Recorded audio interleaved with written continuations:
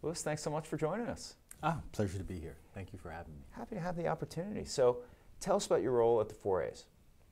So my role at the 4A's is essentially to think, worry, and do things around everything that sort of lives in the media and data analytics end of the agency business.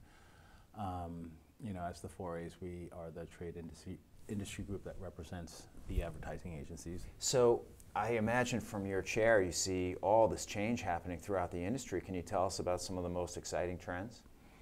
I think the most central trend is the one around data.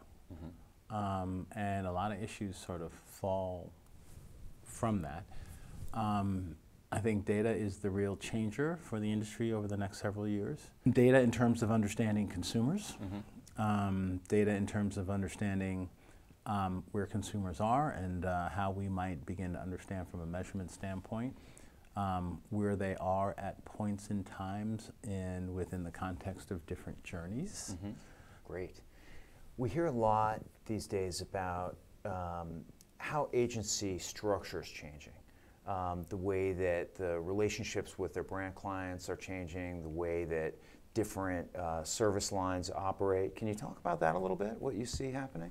The notion that you've got a team, creative team standing on call at all times is kind of fading away. There are discussions around advertisers perhaps moving things sort of in-house. So one of the hot button issues of our times, diversity, equality in the workplace.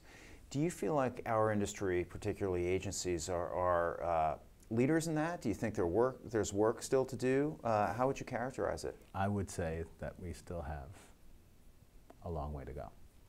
And so how do we begin to address that? What are some of the things you'd like to see the industry do to tackle that? So one of the things that, this is a brand new initiative of the 4A's. It's called the Enlightened Workplace Certification, and it's really the notion to really raise the level of consciousness and the level sort of applied practice in actually addressing sort of your culture, mm-hmm. right? And that's from anything from gender equality to racial equality to gender identification mm-hmm. to ageism, mm-hmm. right? And so the way that we talk about it is, you know, we're trying to raise consciousness around all the isms that exist out there. Last question for you, and I'm thinking of some of my favorite team members as you say that. What is exciting about 2018? What's most exciting? It feels like 2018 is like the perfect storm to just like break down walls and re-examine how to take a fresh start at this business. Thank you so much for taking the time. Strap yourself in. All right, strap good. Thank you.